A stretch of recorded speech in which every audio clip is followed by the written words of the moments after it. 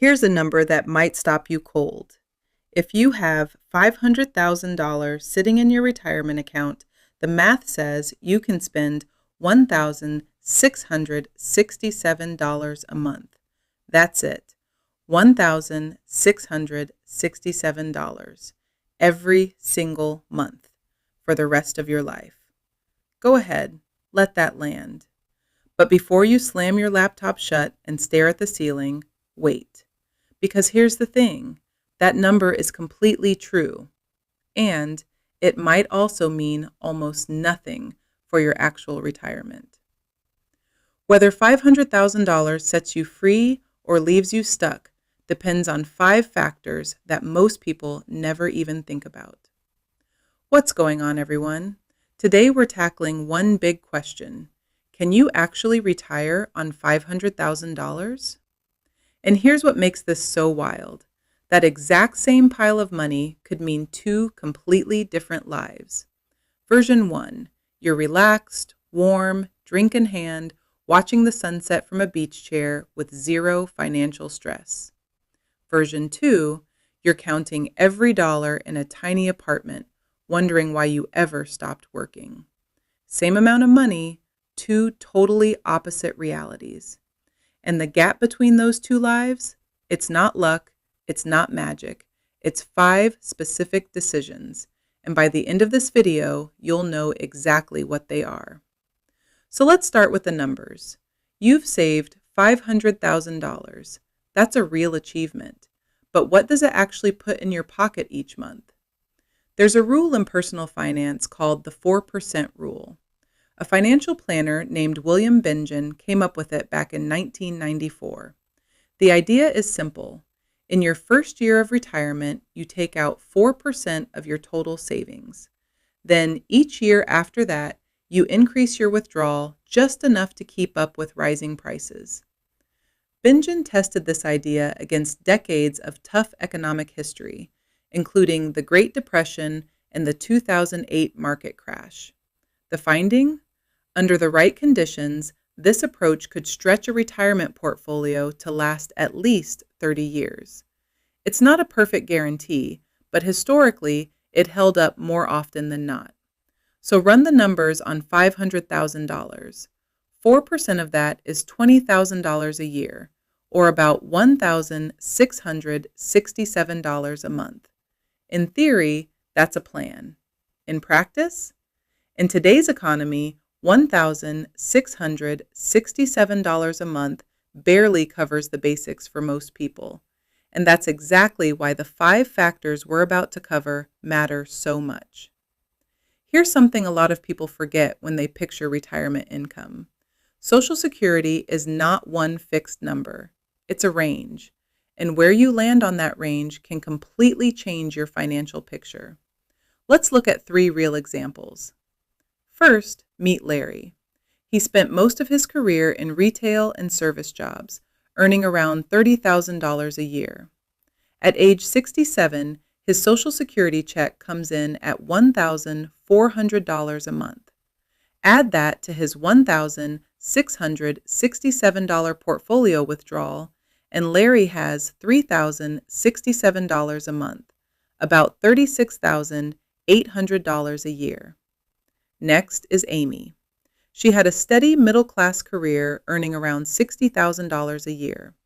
Her Social Security benefit hits the average, $1,907 a month. Combined with her portfolio, she's working with $3,574 a month, or roughly $42,900 a year. Then there's Henry. He spent his career as a software engineer, earning over $100,000 most years and paying into Social Security at the maximum level. His benefit? $3,200 a month. Stack that on top of his portfolio withdrawal, and Henry is bringing in $4,867 a month, nearly $58,500 a year. Same $500,000 saved. 3 completely different retirement lives. The gap between Larry and Henry is over $22,000 a year. That's a new car every year. That's 3 overseas vacations. That's your entire healthcare bill, covered, with money left over. Here's something most people never do. You can check your exact projected Social Security benefit right now. Go to ssa.gov, create a free account, and in about 5 minutes, you'll see what you'd receive at age 62, at full retirement age, and at 70. Do it today. This one number changes everything. Where you choose to live might be the single biggest factor in whether $500,000 is enough. Not your investment returns, not even your Social Security benefit, your zip code. Let's walk through 3 real people to see why. Meet Susan. She wants to stay in New York City to be close to her daughter. Totally understandable. But here's what her monthly budget looks like on that $3,574 income. A 1-bedroom apartment in Queens, not Manhattan, Queens, runs $2,400. Utilities add $150. Groceries in the city cost about $400. Her Metro card is $132. Health insurance before Medicare kicks in is $300. That's $3,382 before she's bought a single piece of clothing, paid her phone bill, or handled one surprise expense. She has $192 left over each month, 1 cracked tooth, 1 broken air conditioner in August, and she's eating into her savings. Susan is not enjoying retirement. Now meet Karen. She made one big move to Knoxville, Tennessee. Same $3,574 income, completely different life. A nice 2-bedroom apartment cost her $1,100. Utilities are $120. Groceries run $350. Car payment, insurance, and gas combined come to $450. Health insurance supplement is $250. Total, $2,270 a month. Karen has $1,304 left every single month for dining out, hobbies, trips, spoiling grandkids, and building up savings. Karen is thriving. The difference between Susan and Karen is $13,000 a year. Over 30 years, that's nearly $400,000 in extra spending money, almost as much as their original nest egg. And if you really want to see what's possible, meet Robert. He moved to Mérida, Mexico. A 2-bedroom house with a yard, $600 a month. Utilities, $80. Groceries, $300. Transportation, $100. Private health insurance, $200. Dining out regularly, $300. Total monthly expenses, $1,580. Robert has nearly $2,000 a month in free spending money. He takes weekend beach trips. He eats at restaurants 3 times a week, and he's still saving. Now, nobody is saying you have to move to Mexico. Your family, your roots, your community, those things matter deeply.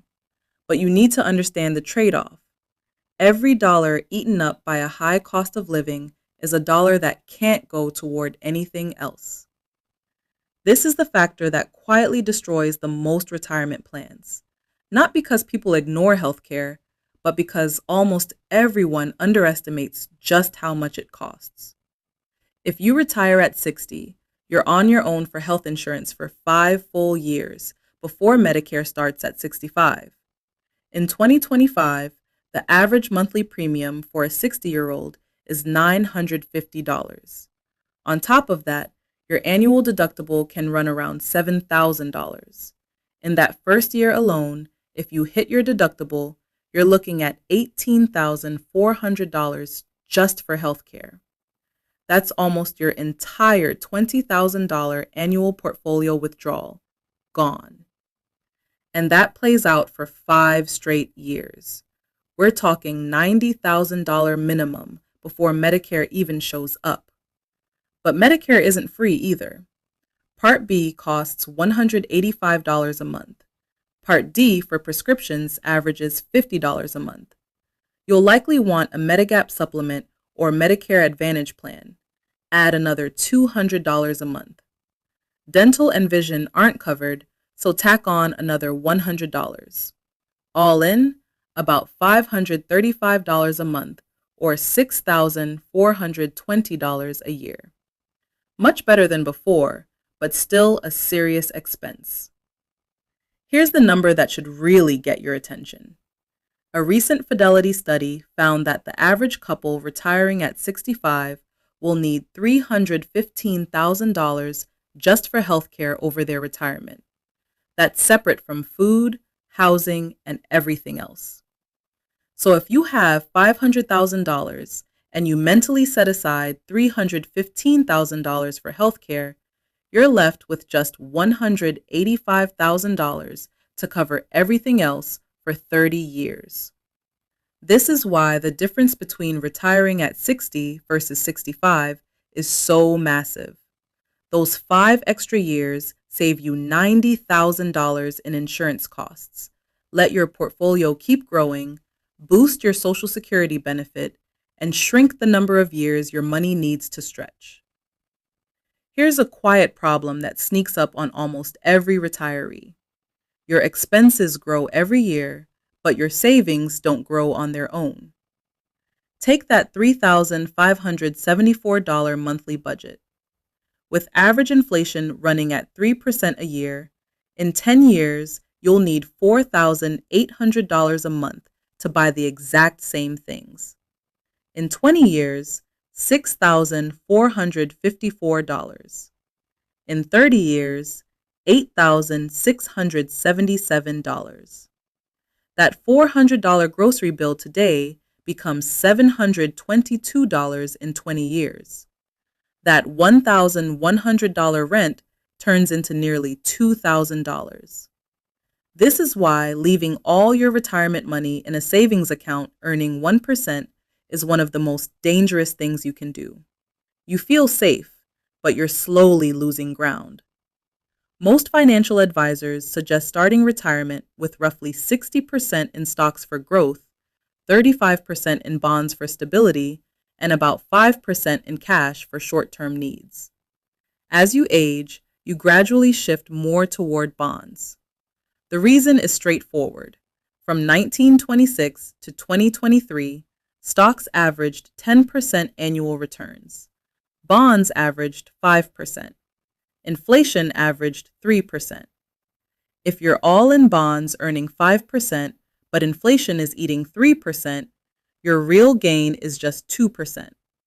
But a balanced mix earning 7% against 3% inflation gives you 4% real growth.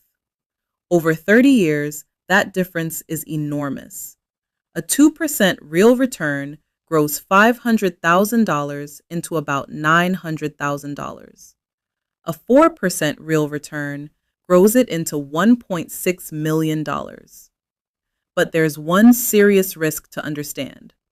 If the market crashes right after you retire and you're forced to sell stocks while they're down, you can permanently cripple your portfolio's ability to bounce back. This is called sequence of returns risk. The fix is something called the bucket strategy. Keep 2 to 3 years of expenses, roughly $85,000 if you spend $43,000 a year, in cash or very safe bonds. If the market drops, you spend from that cash bucket and leave your investments alone to recover. The rest of your money, around $415,000, stays invested and keeps growing. When markets are up, you refill the cash bucket. Simple, steady, and it works. Everything we've talked about so far can be made or broken by one thing: how much debt you carry into retirement. Let's compare 2 people with the exact same $500,000 saved. Diana is debt-free. She owns her home outright, has no car payment, and no credit card balance. Her monthly expenses total $2,800. Her monthly income is $3,574. She has $774 left over every month, nearly $9,300 a year. Diana is comfortable. She sleeps well. She's building a small emergency fund and taking a vacation each year. Dan still has $180,000 left on his mortgage, $1,400 a month. He has a $350 car payment and $200 in credit card minimum payments, plus the same $2,800 in living expenses. His total monthly costs $4,750. His income is still $3,574. Dan is in the hole by $1,176 every single month. That's over $14,000 a year coming straight out of his savings. At that pace, Dan's $500,000 runs out in 17 years. He'll be 82, broke, and living on Social Security alone. Diana, meanwhile, is actually growing her wealth in retirement. The big debate is whether you should pay off your mortgage before you retire. Here's the honest take. If your mortgage rate is below 4%, the math might say keep it and invest the difference. But the peace of mind that comes from having no mortgage is worth a lot. It's hard to put a number on that. With no mortgage, you need less income each month, which means you pull less from your portfolio, which means it lasts longer. And if something goes sideways, a health scare, a market drop, you're not worried about losing your home on top of everything else. So, can you retire on $500,000? If you're debt-free, smart about where you live, have a handle on healthcare costs, and receive a decent Social Security benefit, yes, absolutely. If you're carrying debt, locked into a high cost of living city, retiring before 65, and expecting a low Social Security check, probably not without some serious changes. But here's the most important thing to understand. Most people don't struggle in retirement because they didn't save enough. They struggle because they didn't plan specifically enough. The median retirement savings for Americans between 65 and 74 is just $200,000. If you have $500,000, you're already ahead of 60% of the country. The question was never really, is $500,000 enough? The real question is it enough for the retirement you want to live?